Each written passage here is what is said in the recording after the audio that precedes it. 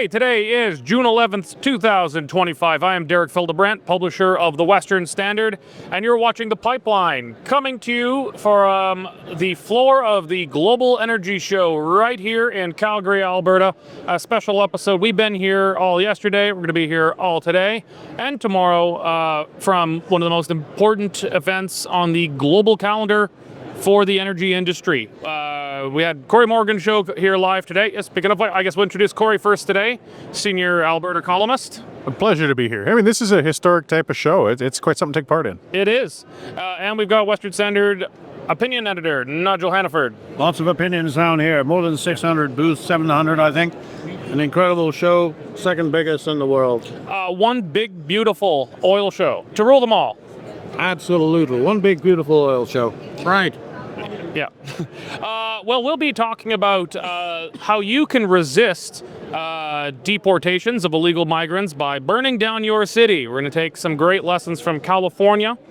We're going to talk about the upcoming G7 Leaders Conference coming up not very far from where we're sitting right now in Kananaskis, Alberta, just west of Calgary. That's coming up in just a few days, I think, right? Starts on Sunday. Starts on Sunday. Be sure to catch our live coverage as we're keeping a rolling block. Indeed. We're going to talk about what we expect there. Some interesting guests on the dinner invitations. We'll be talking about that. But before we get to that, we're going to talk about one big, beautiful apology or retraction from Elon Musk trying to heal the feud between the two titans of American politics today.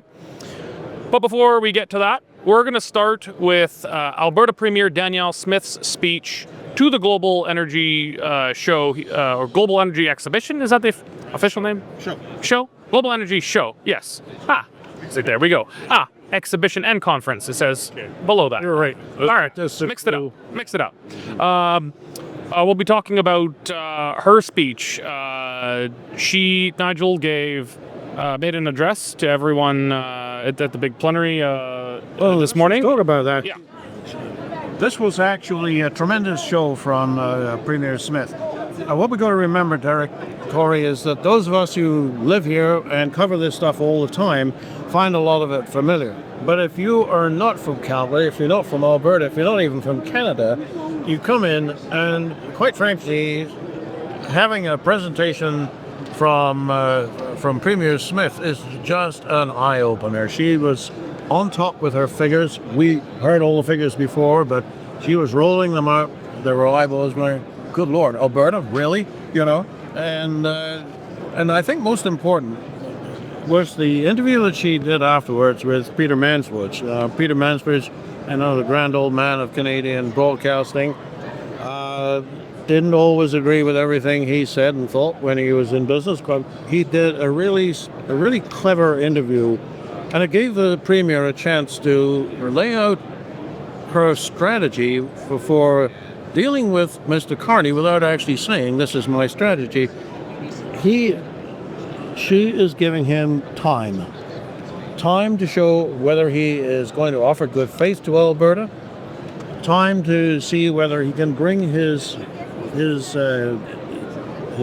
whole party under control. Like one of the things that, I made this note, and Smith made the observation that although he has said some encouraging things, he has got a group of MPs who were there in the last Parliament and who really liked the way things were going. So he's got a huge leadership turnaround to do, but he has shown that he can be pragmatic. And she used as evidence for that the fact that almost before he had tried out the Prime Minister's chair, he had signed away the carbon tax, and she is hopeful that kind of pragmatism will characterize his tenure as Prime Minister, and it's going to be good for Alberta. So, Cory, it was nothing we hadn't heard before on that front. Hopeful, Gilbo, Freudian slip. There's some present company over my shoulder we can't see right now. Carney's saying the right things, but we have to see action. We don't really know what it means yet because there's two Carneys. There's the Carney we saw whose elbows up during the election, And then there's the Carney who wrote the book Values, which is implacably anti-pipeline, anti-oil and gas, anti-resource development. Was there anything there that she hasn't said before? No, but as Nigel said, I mean, it's a brand new audience, though. It's letting others who don't watch the typical... It's international audience, but yeah. Yeah, absolutely. And in this industry, I mean, energy in general is very integrated, and you don't necessarily read the newspapers of every other country you're involved in or jurisdiction, and getting a leader to speak diplomatically on the challenges that really are happening with our, I guess you could say, national authority and whether or not we can get projects done here. I think it was a very good opportunity, and she's taken full advantage of that. I think the feds perhaps might regret not having a larger presence here to speak on their behalf and perhaps what their agenda might be. Well, before we get into the new pipeline and infrastructure bill, let's talk about that. I noted that in some of the interviews I did with people on the floor of the show here yesterday, that there is no major representative of the federal government here. I'm sure they've sent some bureaucrats, some fart catchers around to take notes, and there's probably some people in the back rooms here, but no prime minister, no energy minister, no environment minister. I think they'd be smart not to send the environment minister here. I can't recall her name, but she's from Quebec and very many ways considered to be a protege of Stephen Guilbeault, who I can't ruin my parting shot. Is mostly not here. Stephen Guilbeault, actually, let's just say for those watching at home, we actually are perhaps expecting Stephen Guilbeault to come for an exclusive interview with the Western Standard, maybe arriving by the end of this show. But the environment minister would not be a welcome person here. You'd have a very real risk, if not probability, that he would she would get booed here. But Tim Hodgson, the new energy minister, I'm surprised not to see him here because he's got a resume that is not at odds with other folks here. Mm-hmm. And he gave a speech at the Calgary Chamber of Commerce just a few weeks ago. They went over pretty well. Again, just speech, no actions yet. But what he said went over very well, and there was a lot of people who left that thinking, I'm willing to hear more from them. Why do you think and I think he could have been here, and I know he was invited. Why do you think he was not here? Well, I guess that they don't want to give the impression that they are too much in favor of the energy industry in Alberta, because you're right, this is the place where they could have and should have been. There's one thing that a Prime Minister can do, even if he's not an expert in the field, and I think Mr. Carney probably is well informed in this area, but he's not an old pipeline engineer, he's a banker. But what the senior politicians can do is that they can create the atmosphere where business can be done. They give confidence by their very presidents that what we're talking about is being open second down there. When everybody flies home and picks up the phone the next day, it isn't going to be all as if it never happened. It would have been a huge thing if he had come. He wrote about this last week, but anyway, I guess he didn't read it. None of the senior politicians are here. Well, that's fine. They're having a bit of show to get it. I hope the industry people that I've talked to are very satisfied with the way things are going. They certainly enjoyed enjoy is the wrong word. They appreciate what the Premier had to say this evening. That was a confidence builder, which is what senior politicians do at things like this. It's just a pity the Prime Minister wasn't here to do it. Well, or even an energy minister. I mean, it really says a lot. As we were talking about earlier, this is one of the biggest energy shows on the planet. If you can't have your federal energy minister attending a show this significant and big, it signals to the people here, to the producers, that they don't take it seriously, that they don't see it as a priority. What I want to do, and I think some people in the afterwards are going to read into this, perhaps, that we'll start to question how serious Mr. Carney is about getting infrastructure developed across this country. Yeah, well, it would have been a great thing if Mr. Carney had actually come out here and just stayed the weekend in Calgary and gone right on out to Kananaskis for the G7. Look at all the carbon dioxide emissions they'd have saved. Well, G7 starts Sunday, yes. But there's actually, I think there's some foreign dignitaries that Carney's meeting with even before then. Like, the guy is in town any day now. And even if he was not here, his energy minister, can you imagine the fisheries minister, whoever the hell that is, missing, the global fish show in Newfoundland or something? I don't know. That is an equivalent, though. I mean, it really is a parallel. If if as an energy minister you can't find the time to come out to the biggest energy show in Canada, what the heck are you doing? Sending a signal, but I don't like the signal they're receiving. Mixed signals. I mean, the energy minister was out here a few weeks ago, and to his credit, said more or less the right things. Not all perfect, but a marked turnaround for the rhetoric and direction of the government. And that's where it starts to feel like, though, that they're paying lip service, perhaps. Yeah, you want to admit the optics of the federal energy minister, when the premier of Alberta would have been first class. That would have been a confidence builder for the industry. In the absence of that, what are we supposed to conclude? That there isn't that kind of confidence to be built? Mr. Carney keeps the doors open on pipelines. He says that, subject to certain conditions, that's what we have to do. These are nation-building projects. But when it actually comes to sending this, the signals, the big picture symbols, it's not there. Well, I think that's a good way to move to the new, I forget the exact name of it, but the National Infrastructure Priority Bill that the Liberals have just introduced. Carney had just met with the premiers and says, give me your list of big projects ready to go, shovel-ready projects. Politicians love the term shovel-ready. Actually, the problem is the big things we need are no longer shovel-ready because no one's bothered applying to build a new pipeline in Canada across provincial boundaries or international boundaries ever since the No More Pipelines Act or the Impact Assessment Act, whatever you're calling it, has been passed. They got the message. Why would you spend hundreds of millions of dollars on an approvals process that is going to lead to nowhere, just going to get you nothing but grief and bad press? So none of those things are shovel-ready. But the bill itself is interesting. Parts of it say, the federal government can identify this infrastructure, these infrastructure projects like pipelines, highways, major economic infrastructure pieces. But it also seems to imply that provinces have a veto at the same time. Cory. Yeah, well, and the provinces don't. I mean, that's been called out by some. They don't constitutionally, but the bill would give them one legislatively. Yes, and which would cripple it. And anybody with political reality in them knows that's just a way then to shut it down. It's a way to put it in somebody else's lap and let them shut it down, throw his hands up and say, well, I tried. He doesn't want to get it done. That's the only signaling I see out of this. So some of the stuff we're hearing from them too is saying, well, we haven't heard from private industry saying that they're interested in picking it up either. Well, if you aren't even willing to come into the room where private industry is gathered, it sounds to me like you don't want to hear from private industry, and you don't want to hear them say, what would you like to get done? What would you like to see? I don't like the signaling we're getting from them. I feel they're playing lip service to this, but he has no intention of letting anything get done.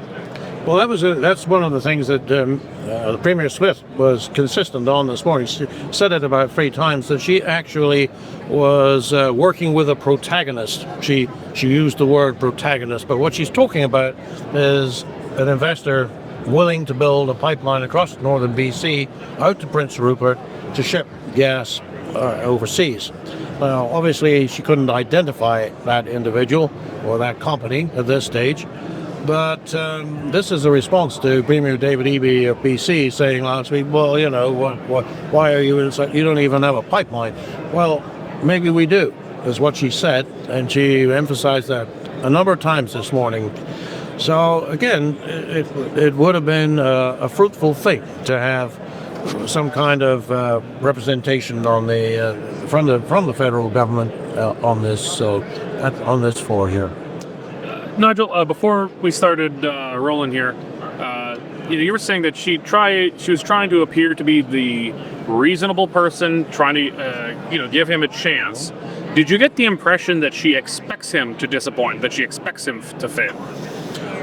No, without saying so directly. No, well, she certainly didn't say that. I think that her public presentation is that they're going to work together and that good things are going to happen. I mean, she would be very foolish if she gave the impression that good things were going to happen. It was a certainty.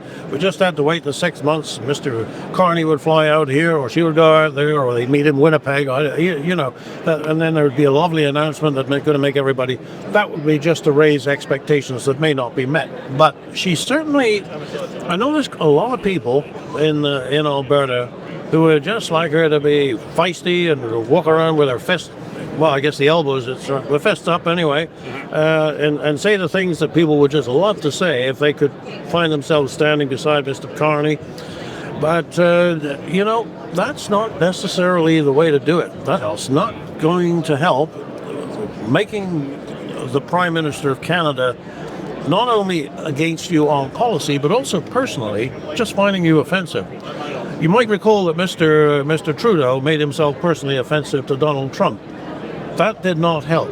Mr. Carney does not agree with Mr. Trump, but he gets along better with him than his predecessor did, and there's certain evidences for that. I think what the Premier is trying to do is say, look, we're ready to work with you. We understand what your priorities are, but here are ours, and let's see if we can't make some money. All right. Well, Reasonable person.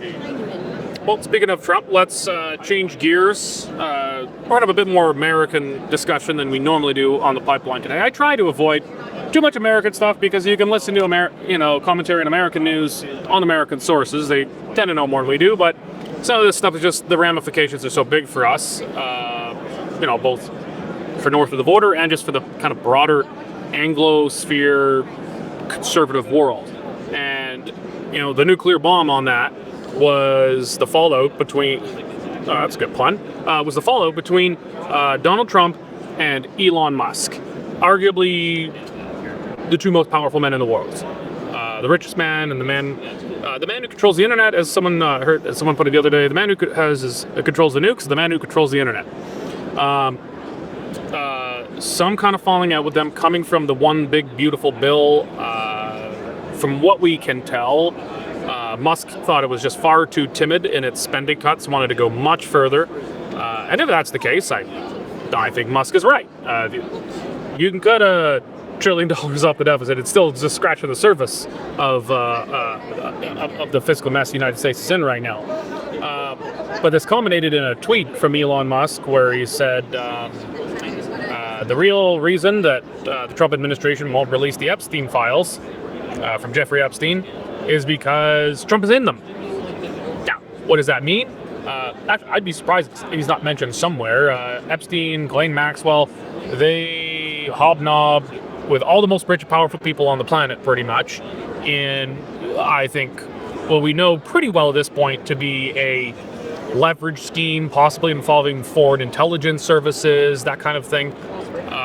We really have only begun to scratch the surface of that. But does that mean everybody mentioned that they've ever met with in their life is implicated and has done wrong? No. Mark Carney himself has appeared in at least a few legitimate photos with Ghislaine Maxwell, some of which are fake, some of which are real. Hard to tell which ones sometimes. But it was a hell of a shot. Because if there is anything, there's not a lot I think that could get Donald Trump's base to turn on him.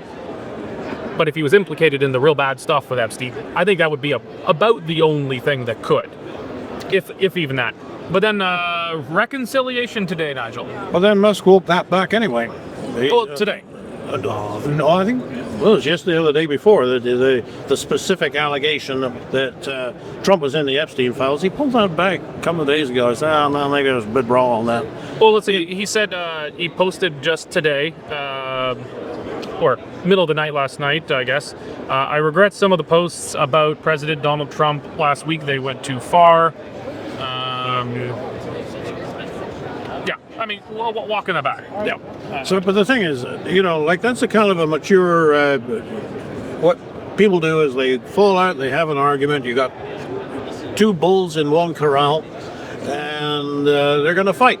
Eventually, I actually was surprised that it lasted as long as it did without open criticism of each other. But both of them, I do believe, have got an interest in doing something other than fight with each other. They want to do something for America. People may or may not agree with what that something is, but I don't think there's any doubt that that's what their motivations are. So in the end, somebody must have said, look, you've got to say sorry. You've got to accept the apology, sir. All right, it's just done, call me. And it got done. And that's actually a good thing. But your point about people being implicated just by being on the same sidewalk as somebody else. I mean, I had coffee in Ontario once with an NDP member of Parliament. I mean, is that going to come back If your to name haunt? appears on the flight manifest going to the island, okay, you know what? You got some splaining to do at that point. You're not 100% guilty, guaranteed, but you're probably guilty if Trump's name were to be on the flight manifest going to Pedo Island. I mean, that is something. But if it just shows up, It's not to bring up an unpleasant reference, but I mean, there's photographic evidence passing around the internet that tries to associate Mark Carney with Epstein. I was just saying that, yeah. Yeah. So some of this stuff is just not fair.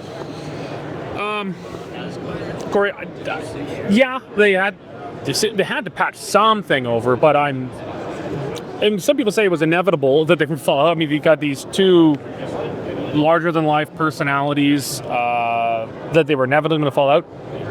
I could see the argument for it, but also, but did the fallout have to be this public and nuclear? Like, both men have a lot at stake here. I think, proceeding, I think it should be noted, maybe we need to update our story on this. If Chris Oldcorn's watching, update it. This was preceded, though, by yesterday, J.D. Vance tweeting that, during the time that Elon was leading Doge, he took a 25% hit to his net value because, well, who are the people who like to buy Teslas? Not people who drive gas-guzzling trucks, gun-toting Republicans. It's Democrats, people in California who like to buy Teslas to save the environment. So Tesla has taken an absolute, it's just been massacred in the stocks and in sales since his affiliation to begin with Trump, but especially since Doge. So I think there was that was the opening there. J.D. Vance said that, and he says, we should thank Elon for his service. He made a huge, a gargantuan personal financial sacrifice to do this. Thank him. So Trump was never going to fire the first apology. I mean, that just seems beyond his personal capabilities, I think. But this does seem to be kind of constructed that people on both sides are, I don't know, but is it also kind of a split or internal tension between the national conservatives, the populists in the party, and the so-called tech bros, these kind of two of the big dominant wings of the Trump coalition? Well, I mean, I think part of this, I'm glad you mentioned what Musk lost in politicizing himself and getting into that. I mean, we're talking, an unimaginable billions of dollars. He must have known going in that this is going to cost. It's not like he's going to worry, he's going to be impoverished. I mean, when now you're down 100 billion, but you're still hundreds of billions, it's not really measurable in your lifestyle. But he knew he was taking that on and joining with President Trump, which tells me he did it for ideological reasons. He wanted to accomplish something, and the Doge was it. He wanted smaller government. He wanted to be able to say, I made my mark on the country by helping trim things down. And he went through that, did that sacrifice, and then this bill does come out to show that at best they were just putting a thin coat of paint on things. The spending is still out of control. There's still no realistic efforts to make a change. I think that's part of what got to him. Boy, I was the one standing with the chainsaw. I was the one who actually chainsawed my own company down by a quarter. And I don't see any significant difference to the government path going forward. And as you mentioned, it's a sign of the modern way of communication, right? 30 years ago, this wouldn't have happened because at most you're going to leak to a reporter, but you can tweet it now, you can Truth Social it now, and it can really escalate quickly publicly when it would have been behind closed doors before. Well, it's kind of ironic, he lost more on his company than he saved the government of the United States. Yeah, and I'm sure he's sleeping at night. Oh, that, jeez, man, why did I do this? I think is part of it. But again, I mean, he's kind of walked it back because the temper's cooled a little on these things. But in today's world, that toothpaste is out of the tube. As you said, these tweets come out in the middle of the night. These are things that are impulsive from both Trump or Musk, and now it's just a whole new dynamic. Well, I've got to wonder too, if we're going to take a less charitable view, is Musk angry that Trump is ending the EV mandates, electric vehicle mandates? Not many people actually want to drive those things. I mean, there'll be more in the States than in Canada because they've got warmer climates where EVs are less of a terrible idea. Still generally a terrible idea unless you really only drive around the downtown core of a big city. But EV mandates have been what is propping up EV sales because most people don't want to buy the things. Biden's saying, they want to phase up, California, and then the Biden administration said they want to mandate electric vehicles by a certain date. Canada, on paper at least, still has the damn things. if I'm being less charitable, I might say that Musk was thinking, well, that's going to kill Tesla. Look at all the sacrifices I'm making. Tesla stocks is in the crapper for me leading Doge here. It can't kill the EV mandates on me. Yeah. Well, you may. I've read that theory, and it may be so. But if you're interested in an electric car at all, a Tesla's will be the one you would want. And the thing would be, if you can afford those kind of prices, then probably the government rebate. It's not just the rebate; it's the mandates that they're going to ban the internal combustible engine for vehicles by 2030 or 2030 something, and require that everything be an EV. I mean, that would put Tesla in a very good spot. Well, so I don't pretend to be, the Musk whisperer. He may have different ideas, but everything else that I've seen about him is that he's a freedom lover, and I cannot see him in a fit of pique over the mandate being. He would probably just say, listen, we'll just make the car that you can't resist buying. And as a matter of fact, that crazy truck that they have, the one that looks like an axe, 0 to 60 in 2.1 seconds. That's, if you're going to have a truck, that's the truck to have. So I think they're going to unless you want to drive it for a long distance through the cold Alberta winter, to an oil rig. It's not going to work so good there. Well, then that probably you do want a good old F-150. But look, I'm not here to sell Tesla trucks. I'm just saying that people who want them will want them, whether there's a mandate or not. Yeah. Yes. So I don't think But I don't think that's what's making him mad. Require people to, even those who don't. Now, my plan, if Canada doesn't get rid of its EV mandates by the time that time comes, and Alberta isn't its own country by then, I'm just going to have to do like a Cuban, and I'm going to fix my F-150, and I'm going to drive it for 50 years until I'm dead. I'll die before the truck. But I mean, Well, maybe if you got a Chev. That was a shot. Shots fired. It's getting down the rabbit hole, but these mandates are doomed to failure. I mean, the numbers aren't there from the electrical capacity to the manufacturing capacity. I mean, they're falling apart. Canada is the only idiotic Boy Scout that's still hanging on to these bloody things. Ontario taxpayers should be thanking Doug Ford and Trudeau and Carney for sinking how many tens of billions of dollars into Ontario's EV? 46 billion in the battery factories. Oh. Over 4 of them. Oh. It's an astonishing amount of And money. they all appear to be worth zero today. Yeah. Zero. The time might come that these evolve. You let the market evolve organically. It may get there, but these mandates are ridiculous, and they're just raising the cost of everything. I think even Musk realizes this. So whether he took it as a personal affront, if he's going to talk about government efficiency, he knows enough about markets to know that that's not a good conservative policy. I would hope so. But I mean, we can be charitable. He's a and not strange guy. charitable. Yes. I think he would admit that himself. I gotta admit that the driving I do, I could probably get by with a golf cart. But, except for the times when I would want to go and hire a gas job to go a longer distance. So I thought the thing is, there isn't going to be the power available if everybody has an electric car, and that's their plan. Not even close. Well, this can easily circle back to Premier Smith this morning. He was just saying we're doing our best, but the idea of having all this in place by 2035 is just crazy. Now, we all know that. The rest of the world who listened to her this morning, that was new information. Oh, yeah, really? Good for her. All right, well, let's turn briefly to the G7.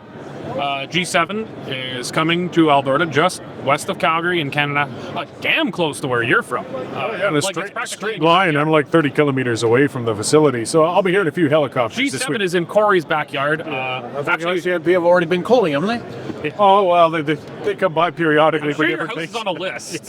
I'm A sure few of them. you were on a list before this even started, I'm sure. Your CSIS agent is, they probably put some extra CSIS. Probably got somebody assigned across the road from me. So. Yeah. Actually, I'm not very far from it too now. It's so it begins Sunday, but there's some other diplomatic meetings taking place beforehand. I don't know. We'll just start with maybe what we're expecting, what opportunity Mark Carney has here to put his stamp on things. Yes, well, he's going to. This, of course, was Mr. Trudeau's dream that he would come to Canada. Yeah, I mean, missed it by about 4 months. Too bad, Mr. Trudeau. But I think there was, been walking around Kananaskis in Daniel Smith's backyard and making his pronouncements was a dream that did not come true for him. Now, for Mr. Carney, it's once again, it's an opportunity to create a certain atmosphere internationally. Much as we disagree with so much of what he is all about, he comes across as a mature statesman, and I think that a lot of people are going to be thinking, oh, well, this time Canada really is back. Now, they don't live here, so they don't know that we're not, but he will put that across. And my whole problem with the G7 is just it's another meeting of globalists talking about how to exert greater control over what the likes of you and I, even what we drive, to revert to our last segment. Okay, I knew Nigel had to go there. These G7 meetings are kind of an exercise in globalism, internationalism. I could see the argument for it, but I think it's different than Davos and things like that. It's the leaders of more or less like-minded countries, like-minded wealthy or, like Canada, formerly wealthy countries, now that Italy is actually richer than Canada. Yeah, we're kind of in on sufferance. Yeah. Getting together to cooperate on issues. International cooperation, I don't think necessarily equals globalism, internationalism. I mean, we've got Donald Trump there, for God's sakes. I don't think he is credibly considered to be a globalist. Maybe the argument might be that, well, the idea of this institution of the G7, formerly G8, is to capture them into it. I get that.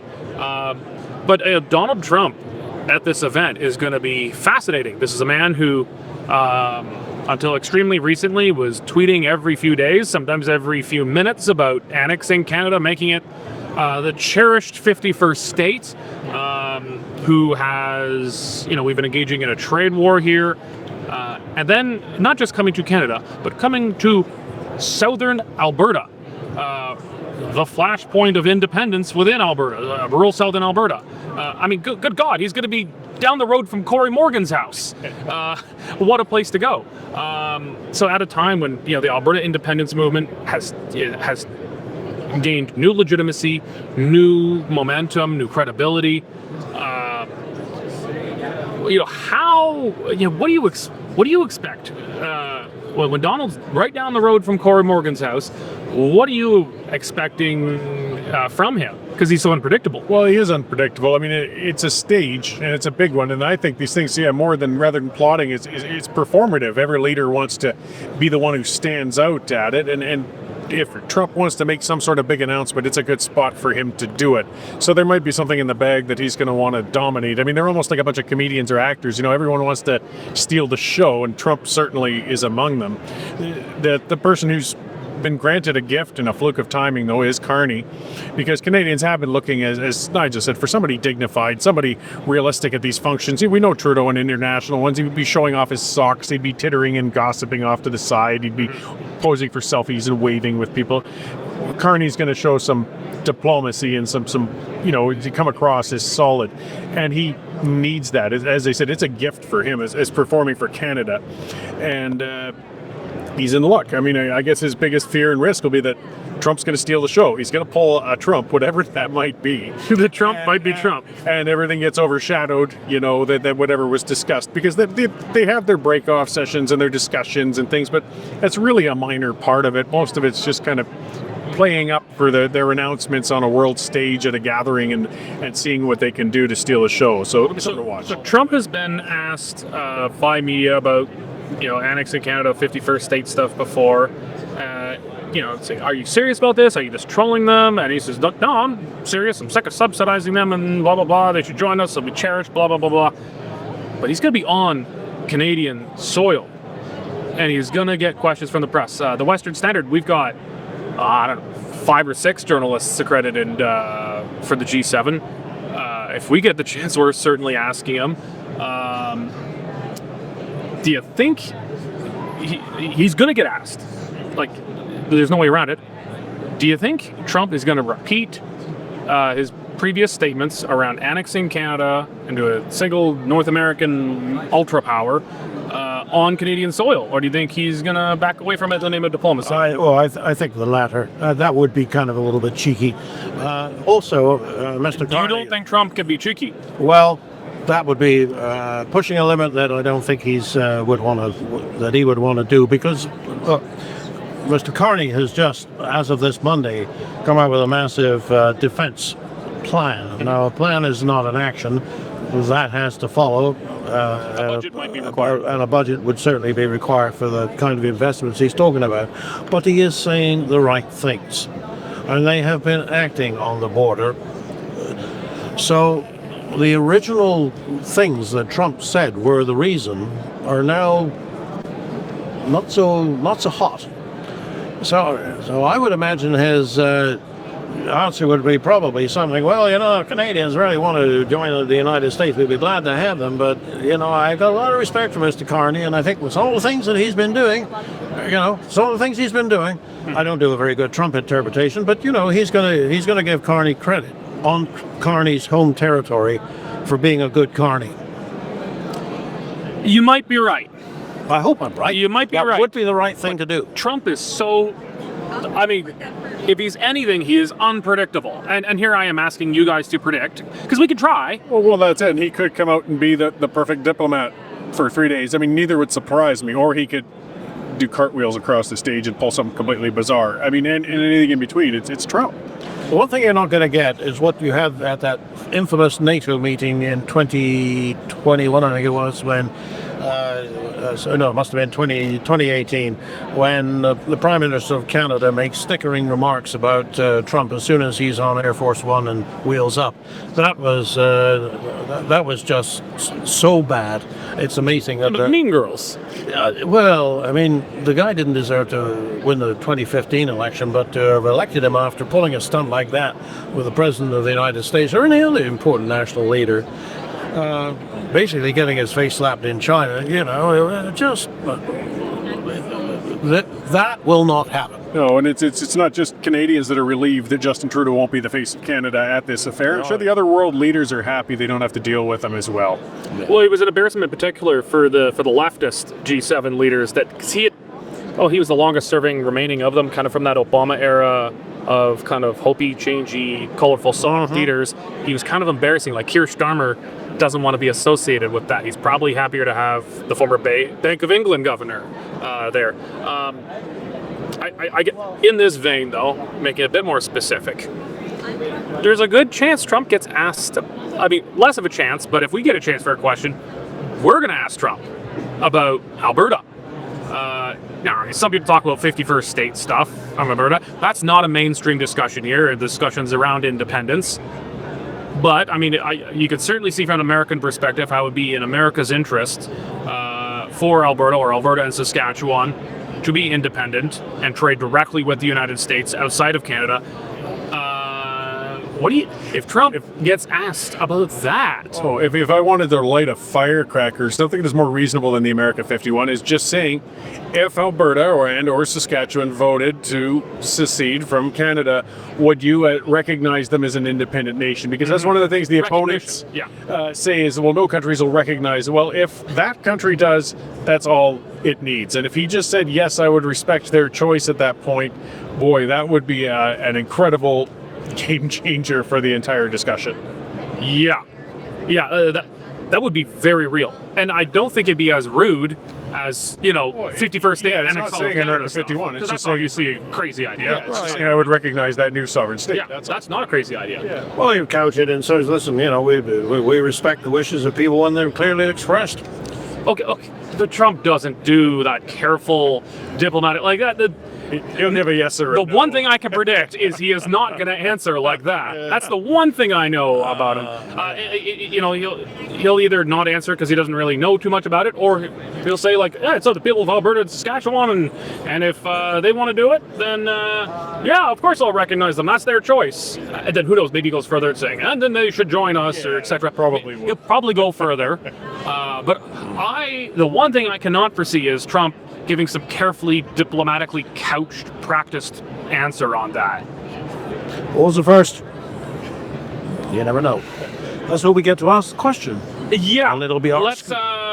I have a feeling we might not get selected for it, but we've got a lot of journalists there, and we were fine up until 2 minutes ago. yeah.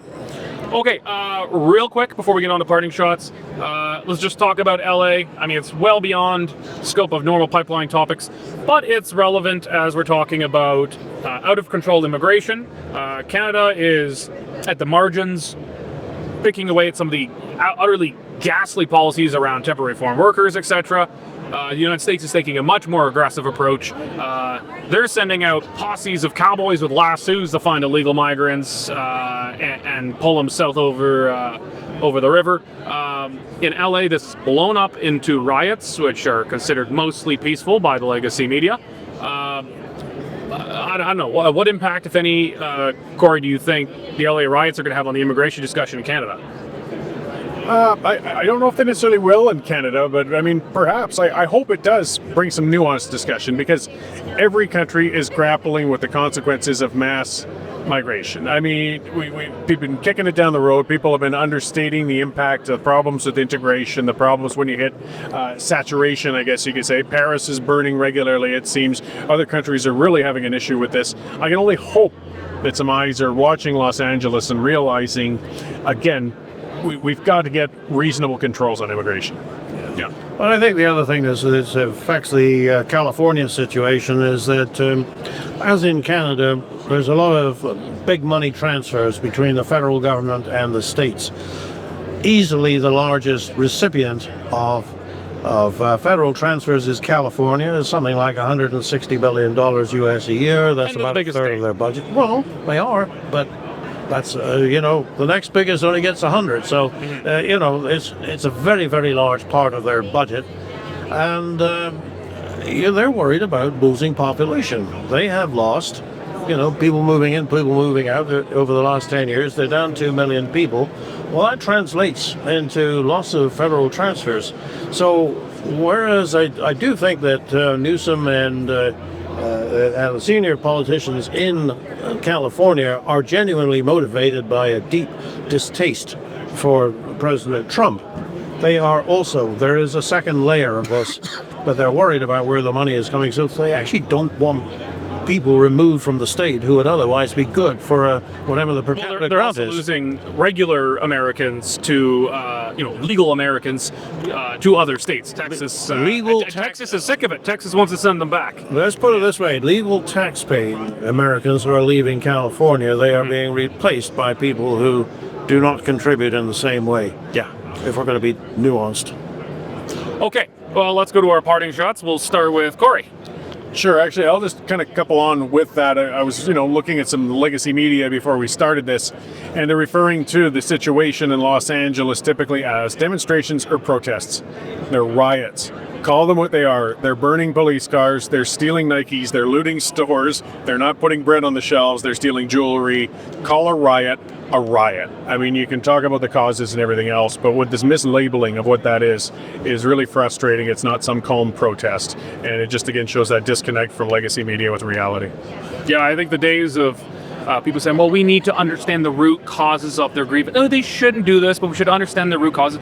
I think these guys are hurting their case badly when you got masked maniacs going around carrying Mexican flags, standing on burning cars.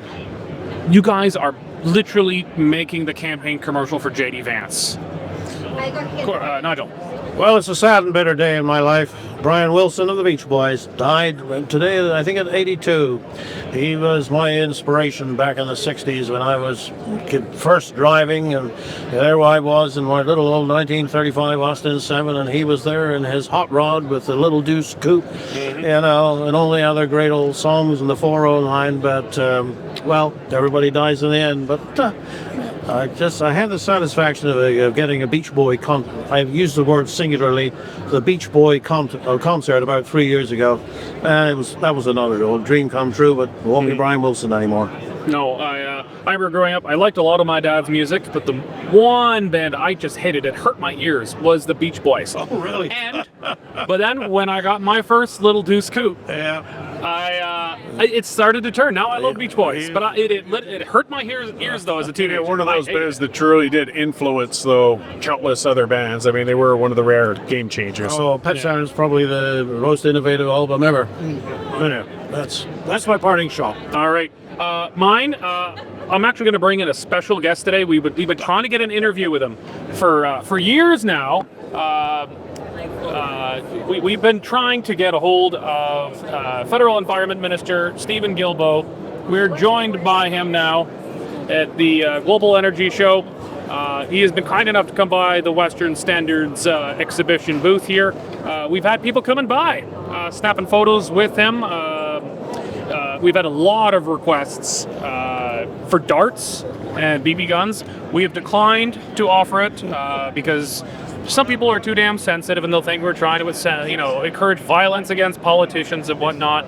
It's not the case. I think it would have been harmless, but we've just settled for photos. Oh, I see some people said I love oil on here.